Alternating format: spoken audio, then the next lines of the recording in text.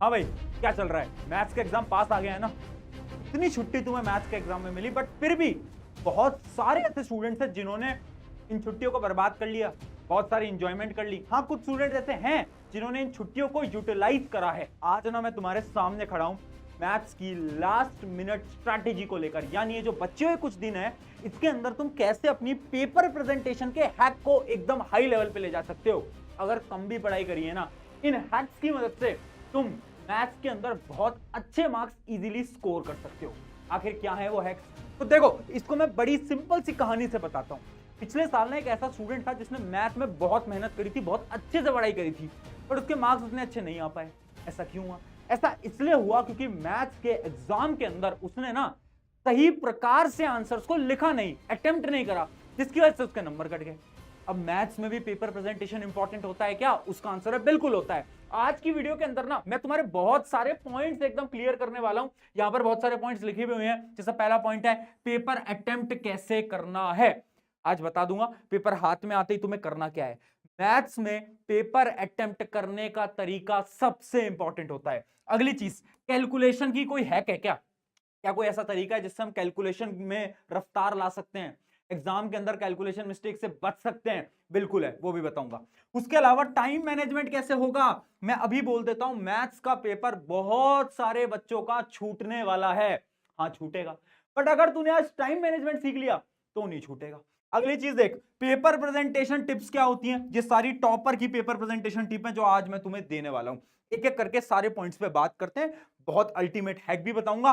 देख यार, तेरे प्रशांत भैया ना जब से तेरा एग्जाम शुरू हुए ना, तब से तेरे साथ खड़े हैं। और फिर बोल रहा हूं, 10वीं में लास्ट तक तेरा हाथ पकड़ के रखूंगा। आईटी एआई के नोट्स भी बना रहा हूं बेटा, वो तुम्हें नोट्स भी दूंगा मैं, ठीक है? तो प्रशांत, मैंने वादा करा था, निभाऊंगा। और 11वीं के अंदर भी तेरे साथ खड़ा हूं। 11th का चैनल है, अभी जाओ, नीचे डिस्क्रिप्शन में लिंक है, जाकर सब्सक्राइब कर लेना।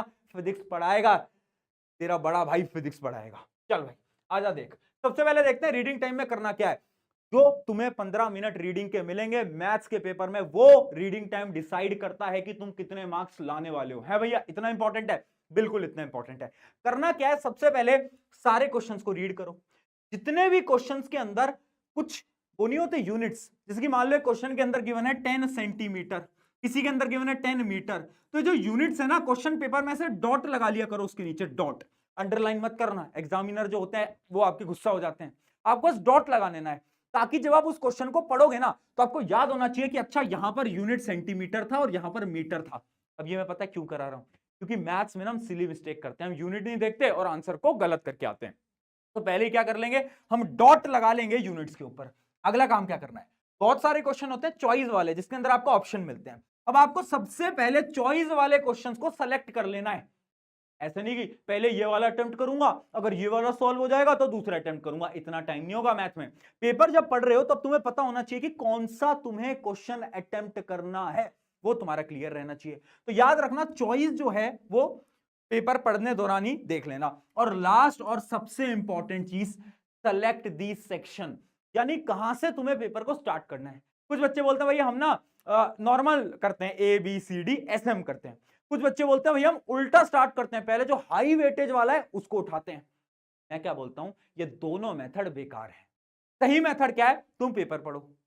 तुम्हें जिस भी सेक्शन में ऐसा लगे ना कि ये सेक्शन तो मुझे आता है ऑलमोस्ट, मान लो तुम्हें सेक्शन सी पूरा आता है, सेक्शन ए पूरा आता है, तो उसी सेक्शन को शुरू में उठाना।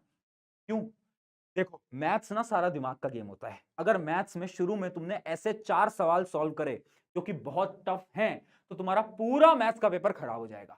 बट वहीं पर अगर तुमने 4 सवाल ऐसे सॉल्व करे जो कि तुमसे हो गए ना, तो मैथ्स तुम्हारा बहुत बेहतरीन जाएगा। सारा दिमाग का गेम है बेटा, इसलिए उस सेक्शन से स्टार्ट करो जहां से आपको क्या है, कॉन्फिडेंस आ रहा है कि ये तो मुझे पूरा आता है। वहीं से स्टार्ट करना, चाहे वो ए हो सकता है, बी हो सकता है, सी हो सकता है, डी हो सकता है, कोई भी सेक्शन हो सकता है जो तुम्हें बेस्ट लग रहा है। तो ये तो तुम्हें पेपर आते ही करना है। अगली चीज क्या है, अब मैं कुछ बताता हूं, कैलकुलेशन हैक। देखो, कैलकुलेशन में गलती कर रहे हो ना, पता है तुम गलती क्यों कर रहे हो? क्योंकि तुमने सारे क्वेश्चंस की प्रैक्टिस नहीं करी है। भैया ये कैसे पता चलेगा हमें कि एक चैप्टर के कितने टाइप के क्वेश्चन होते हैं? तुम्हारे लिए एक शीट बना रखी थी, पिछली वीडियो के अंदर भी बताया था, इस वीडियो में फिर बताता हूं। एक ऐसी शीट है ना जिसको तुम देखोगे ना तो तुम्हें मजा आ जाएगा। ये शीट तुम देख सकते हो। मैंने क्या करा था, मैंने हर एक चैप्टर के जितने टाइप ऑफ क्वेश्चन बोर्ड में पूछे जाते हैं प्रीवियस ईयर के अंदर, वो सारे इंपॉर्टेंट क्वेश्चन यहां पर लिख रखे थे। जैसे आप देख सकते हो, चैप्टर 1 है रियल नंबर, उसमें कौन कौन से टाइप के क्वेश्चन पूछे जा सकते हैं। इसी प्रकार से मैंने सारे चैप्टर्स का ये बना रखा है, फ्री ऑफ कॉस्ट में दे रखा है। प्रशांत भैया ने डाउनलोड कर लेना, एग्जाम से पहले एटलीस्ट ये जितने भी टाइप के क्वेश्चन मैं यहां पर बता रहा हूं वो सारे सॉल्व कर लेना। उससे क्या होगा, एग्जाम के अंदर तुम्हें कोई नया क्वेश्चन नहीं दिखेगा। और जब एग्जाम के अंदर कोई नया क्वेश्चन नहीं दिखता ना, तो कैलकुलेशन में गलतियां भी नहीं होती। तो सबसे पहले तो कैलकुलेशन सही करने के लिए आपका यही मेथड है। अब अगला मेथड क्या है बेटा, देखना। अगला मेथड है आपका स्टे काम। सबसे पहला है कि भाई देखो, कामनेस मेंटेन करके रखो। मैं ना मैथ्स के पेपर को देने जाने से पहले ना बहुत डरता था।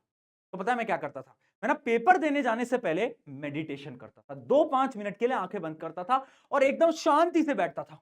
उससे पता क्या होता है, आपका दिमाग आप कंट्रोल कर सकते हो, जिसकी वजह से आपकी कैलकुलेशन मिस्टेक नहीं होगी। और दूसरा मेथड है रफ वर्क स्ट्रैटेजी। देखो, आपकी आंसर शीट के लास्ट पेज पे क्या करो, रफ लिखो। मान लो ये आंसर शीट है, यहां पर आपको ऐसे रफ लिखना है और उस रफ के अंदर आप रफ वर्क करते हो। तो अब उस रफ वर्क के अंदर ना आपको क्वेश्चन नंबर भी लिखना है। यानी इमेजिन करो आप 5वें क्वेश्चन का रफ वर्क कर रहे हो, तो यहां पर छोटा सा लिखो 5वां क्वेश्चन और उसका रफ वर्क ऐसे ऐसे कर दो और उसको ऐसे कॉलम में कैद कर दो। अब छठे क्वेश्चन का रफ वर्क कर रहे हो तो छठे क्वेश्चन का रफ वर्क ऐसे कर दो। अब यहां पर नंबरिंग में पता है क्यों लिखवा रहा हूं, जब तुम आंसर्स को लास्ट में चेक करोगे, जो लास्ट के 10 मिनट होते हैं उसमें तुम चेक करोगे, उस चेक के अंदर तुम वापस से पूरी कैलकुलेशन चेक नहीं कर सकते। तो उसका बेस्ट तरीका है कि तुम रफ वर्क में जाओगे, तुम देखोगे अच्छा मैंने 5वें क्वेश्चन की कैलकुलेशन ऐसे करी है, कुछ गलती तो नहीं करी मैंने, कुछ मिस्टेक तो नहीं करी मैंने। तो आपको यहां से डायरेक्टली आप क्या करोगे, कैलकुलेशंस को चेक कर लोगे। तो ये होती है हमारी rough work strategy. Very very very very important. अगर ये करोगे ना तो आधी कैलकुलेशन मिस्टेक तो खत्म हो जाएंगी और टाइम भी तुम मैनेज इजीली कर पाओगे। ठीक है, आई होप यहां तक क्लियर होगा। अगली चीज देखते हैं क्या, प्रेजेंटेशन टिप। अब कुछ ऐसी टिप्स देने वाला हूं जो कि आपके टॉपर लोग फॉलो करते हैं मैथ्स के अंदर। सबसे पहली चीज है गिवन और टू फाइंड लिखो। ऐसे सोचो कि आपके जो एग्जामिनर हैं, जो कॉपी चेक कर रहे हैं ना, उनको कुछ नहीं आता। पूरा लिखना है बेटा, गिवन लिखो, फॉर्मूला लिखो, टू फाइंड लिखो कि आप क्या ढूंढने वाले हो, आप क्या प्रूव करने वाले हो। स्पेशली जो प्रूव वाले क्वेश्चन होते हैं ना, इसमें पूरा जो फ्लो होता है ना, उस फ्लो को ढंग से लिख कर आना। क्यों भैया, उस फ्लो के भी मार्क्स होते हैं, बिल्कुल होते हैं, उस फ्लो के भी मार्क्स होते हैं। अगली चीज, फॉर्मूला के साथ यूनिट भी लिखो, है ना। जब आपका फाइनल आंसर भी आ रहा है ना, तो 10 मत लिखना, 10 सेंटीमीटर लिखना पूरा। अगली चीज, जब भी आपका फाइनल आंसर आता है उसको एक बॉक्स के अंदर कैद करो, जैसे कि मैंने इसको बॉक्स के अंदर कैद करा है। इससे क्या हुआ, जब एक बॉक्स के अंदर आप फाइनल आंसर को डाल देते हो ना, तो उससे ना एग्जामिनर डायरेक्टली आंसर देखता है, टिक करता है, नंबर देता है, आगे बढ़ जाता है। आपकी पूरी कैलकुलेशन को शायद कोई एग्जामिनर चेक ही नहीं करेगा। तो ये बहुत इंपॉर्टेंट स्ट्रेटेजी है, बहुत सारे बैक बेंचर्स को यूज करते हैं, तुम भी यूज करना। अगली चीज, एंगल्स को डिफाइन करना मत भूलना। मान लो एक ट्राइंगल है, उसका एंगल तुमने ए लिया है, तो वहां डिफाइन करो, लिखो angle A B C, let the angle A B C B A. Angle A define करो बेटा। अगर डिफाइन नहीं करोगे, टीचर के पास एक पॉइंट आ जाएगा कि इसने तो डिफाइन ही नहीं करा, हम कैसे मान लें एंगल ए कौन सा है। तो ये बहुत इंपॉर्टेंट है। अगली चीज, डायग्राम बना लेना। भैया मैथ्स में भी डायग्राम होते थे, साइंस में होते थे, मैथ्स में भी है, बिल्कुल है। वो तुमने चैप्टर पढ़ा है ना कि एक टावर है, एक छोटा टावर है ना, ऐसे करके ये डायग्राम्स बनते थे, एंगल बनता था, याद आ गया। वहां पर डायग्राम बना लेना। एक एग्जामिनर डायग्राम देखता है तो वो आपकी चेकिंग बहुत आसानी से और फास्ट फास्ट कर देता है, तुम्हारे नंबर नहीं कटेंगे। ये थी कुछ पेपर प्रेजेंटेशन टिप। अब फाइनल टिप मैं आपको देने जा रहा हूं, सबसे इंपॉर्टेंट। देखो, अटेम्प्ट एवरी क्वेश्चन। मैथ्स के अंदर बच्चों को ऐसा लगता है या तो हमें क्वेश्चन आता होगा या तो हमें नहीं आता होगा।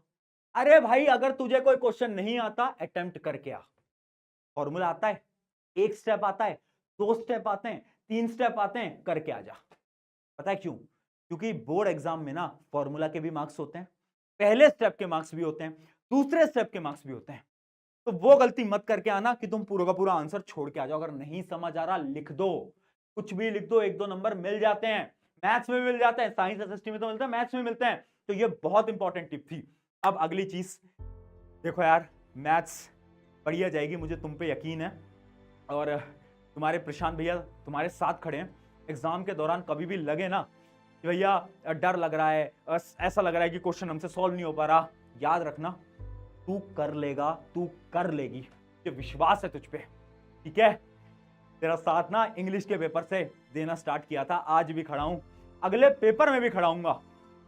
और अगले पेपर के बाद इसी चैनल पे एक लास्ट वीडियो आएगी जिसका टाइटल होगा the last video for class 10th में हमारा सफर जल्द ही समाप्त होने वाला है ना। आई होप मैंने अपने एंड से हमारी बिल्कुल मदद कर दी है। अब जाओ आग लगा दो मैथ के पेपर में, दिखा दो उन सब लोगों को जो कि तुमसे कह रहे थे कि तुमसे नहीं हो पाएगा, बट उनको गलत प्रूव करो, करके दिखाओ। जाओ, ऑल द वेरी बेस्ट।